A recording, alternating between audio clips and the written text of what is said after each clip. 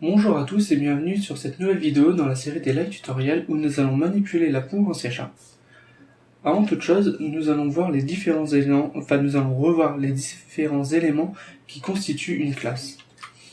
Donc, dans un premier temps, nous avons les propriétés. Donc, c'est une liste de variables qui vont définir les attributs d'un objet, des différents objets qui seront instanciés de la classe.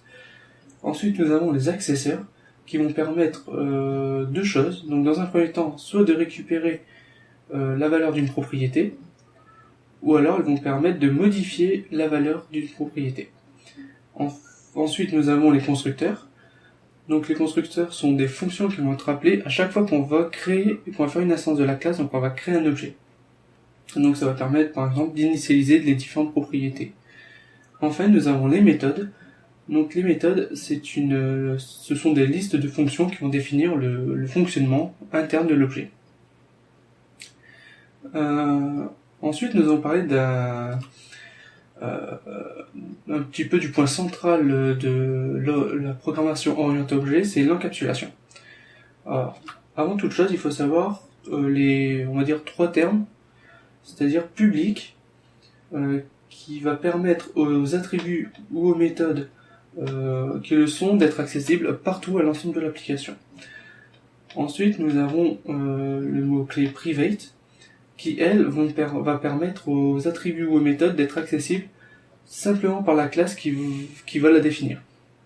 Et enfin, nous avons le protected, c'est comme le private, sauf que les classes dérivées, donc héritées, vont aussi y avoir accès.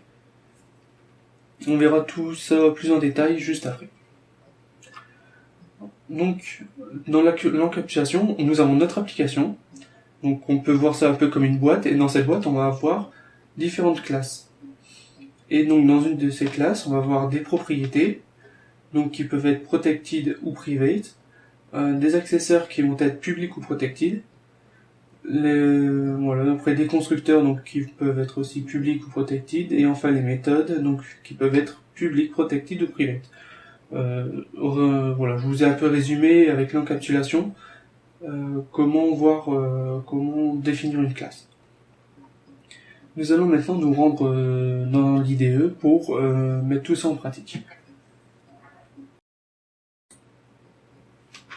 Nous voici donc dans l'IDE.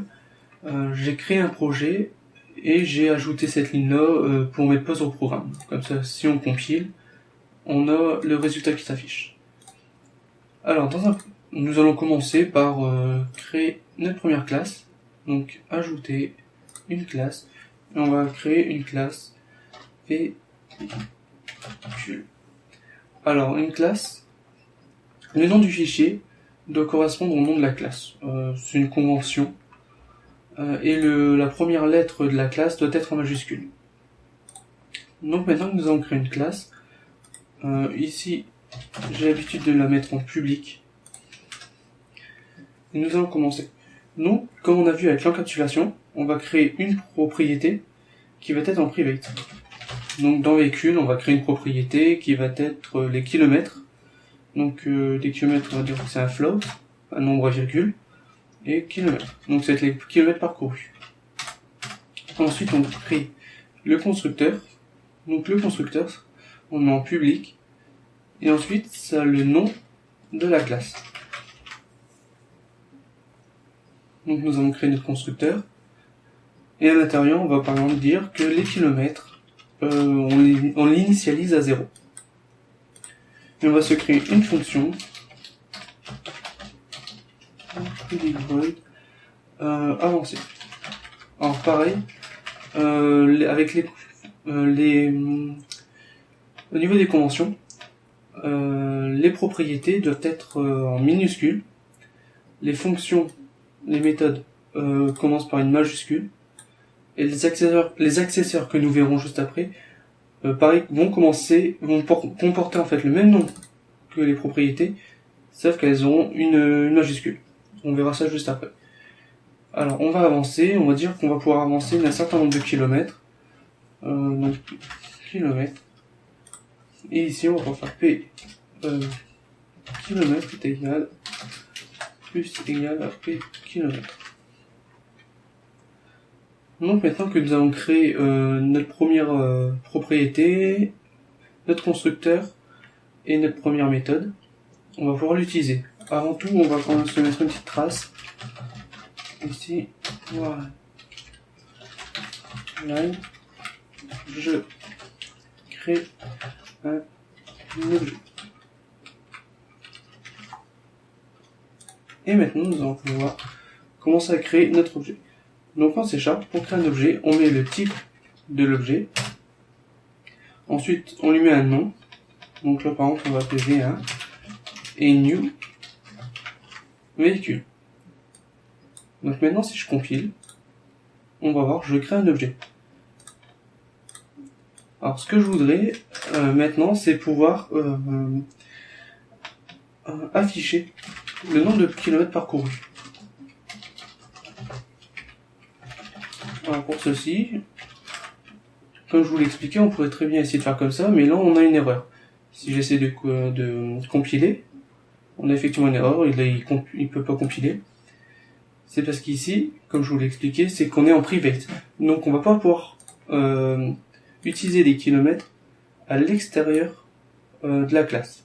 C'est-à-dire dans la classe ici, je vais pouvoir l'utiliser, mais dans le programme, on va pas pouvoir l'utiliser. Alors si effectivement ici, je le mettais en public, ça va fonctionner et il va nous mettre 0. Donc on va quand même rajouter ici kilomètres. Mais comme on a vu avec l'encapsulation, on n'a pas le droit de le mettre en private. Alors pour le lire, on va pouvoir utiliser les accesseurs. Alors un accesseur, on a dit que c'était en public ou protected. Ça a le même type que la propriété.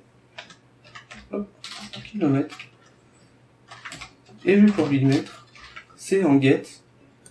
Et on va retourner les kilomètres. Ainsi ici. Hop, je peux utiliser l'accesseur. Et à partir de ce moment, alors j'ai un problème. J'ai oublié un point virgule. Donc, maintenant si je compile, voilà. Donc on crée un objet, on a parcouru 0 km. Si j'avance avec mon véhicule, de par exemple 50 km, et ensuite je vais avancer, tac. Voilà, je fais n'importe quoi, voilà. 250. Et bon, on va avoir 200 km. On aura parcouru 200 km. Maintenant, je vais vouloir créer un deuxième objet. Donc, on va vouloir créer, par exemple, un deuxième véhicule. Donc, avec ce véhicule, on va avancer de 35 km. Donc, je fais V2, 35. Donc, on a V1 égale. Hop.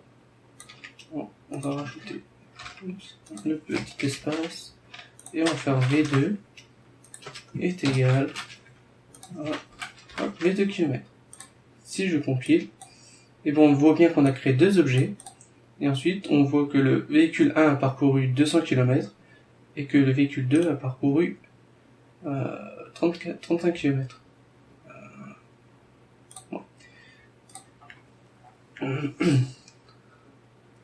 Alors, on peut se dire que c'est stupide. Ici, c'est un peu comme si, ça complexifie le code. Il suffirait de le mettre en public et ça fonctionnerait aussi.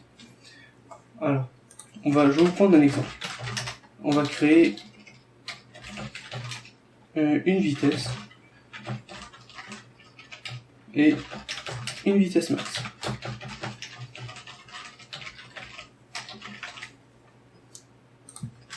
Voilà. Et ici, on va initialiser notre vitesse. Alors, vitesse est égale à 0. Vitesse max est égale à, on va dire, 100 km. 100 km/h. Et donc, maintenant, si ici je le mettais en public,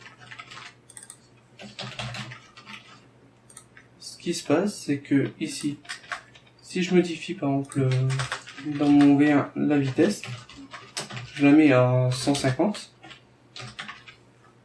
et que je compile, on n'a pas de problème. C'est-à-dire qu'on peut très bien aller à 150 km/h. Et donc, ça va poser un problème, parce que nous, dans notre fonctionnement, on ne veut pas pouvoir dépasser la vitesse max. C'est pour cela qu'on le met en privé et qu'on utilise les accesseurs. Donc ici, je vais créer un accesseur sur la vitesse. Je vais faire un get qui va me permettre de retourner la vitesse et un set qui va me permettre de pouvoir la modifier. Alors, pour la modifier, on va faire si value est égal est inférieur et supérieur à vitesse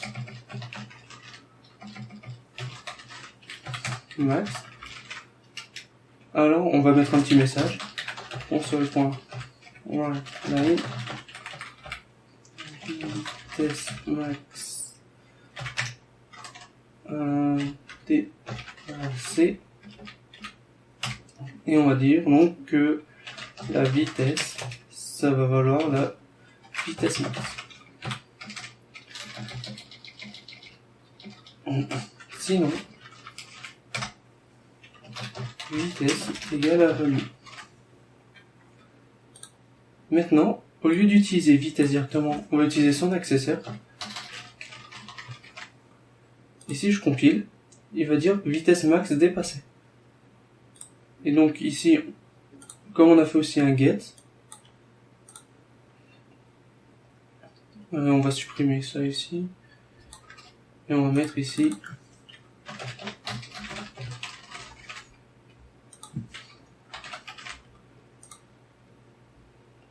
donc vitesse max dépassée, et donc on va à 100 km/h. Par contre, si je mettais par exemple 45, on ira à 45 km/h. Maintenant, je voudrais savoir la vitesse max. C'est-à-dire que je voudrais mettre par exemple entre parenthèses V1.vitesse max. Excusez-moi, vitesse max.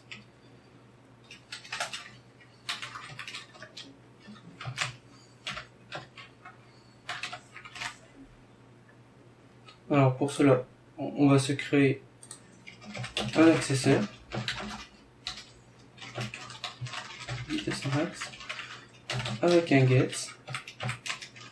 retourne vitesse max.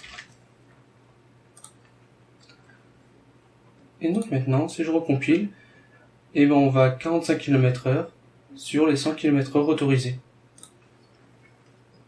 Et on ne crée pas de setter, puisqu'on ne veut pas pouvoir modifier la vitesse max à l'extérieur de la classe. Donc ici, je vous ai expliqué donc, comment créer les propriétés, les accesseurs. Nous allons voir maintenant ce que nous permet de faire le C#, c'est-à-dire il va permettre de surcharger des fonctions. Donc pour faire ça, je vais pouvoir écrire des fonctions. On va pouvoir utiliser la même fonction, mais différent. Je vais vous expliquer. Par exemple ici nous avons le constructeur véhicule, et je voudrais pouvoir définir des kilomètres par défaut. Admettons on crée une voiture, la voiture n'est pas neuve, elle a déjà roulé. Donc on va faire kilomètre est égal à P kilomètre.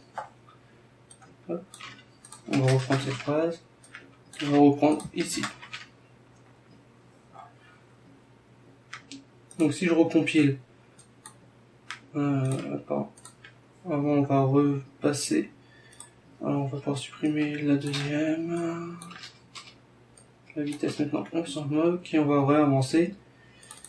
Ici on va faire kilomètre.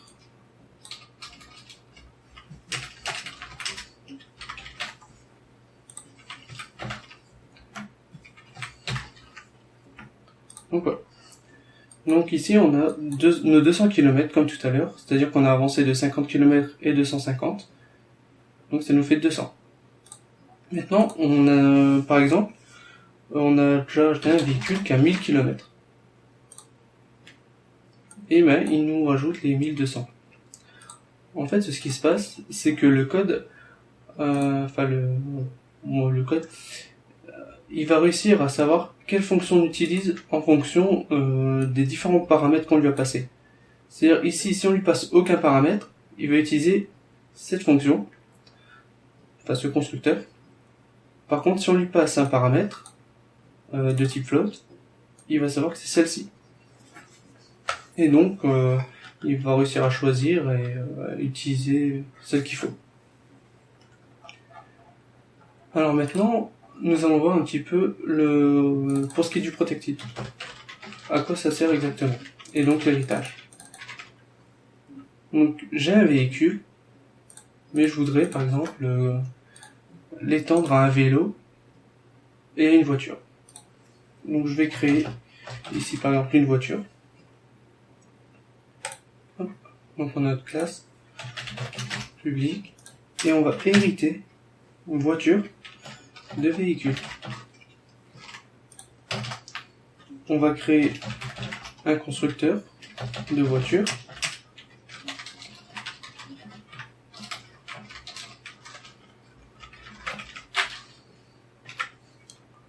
Voiture.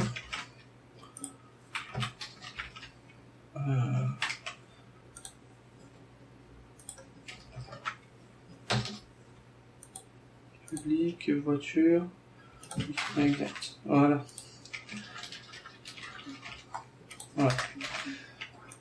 Donc nous allons créer notre constructeur, et on va dire par exemple que dans voiture, on a une vitesse max de, on va dire, 200 km/h.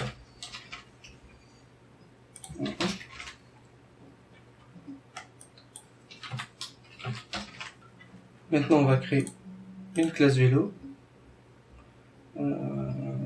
Ajouter. Hop. Donc, pareil. On dit c'est une classe publique. Ça hérite de véhicules. On crée le constructeur. Public vélo. Point base. Et on va dire que notre vitesse max est égale à, on va dire, allez, 75 km/h, par exemple. Donc, à ce moment, on va dire que véhicule, c'est une classe abstract. Donc, on va plus pouvoir l'utiliser. Ici, ça va générer une erreur. Voilà. Donc, on va dire qu'on a une voiture. New voiture. Et ensuite, on va avoir un vélo.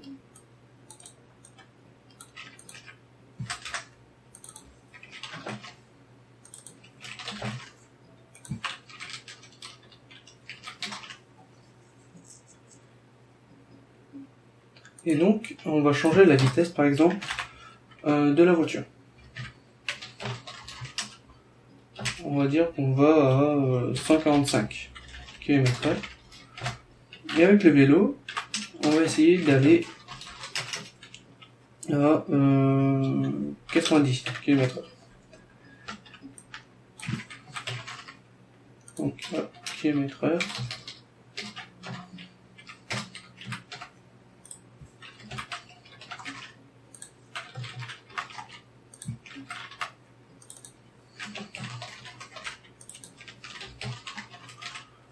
Voilà.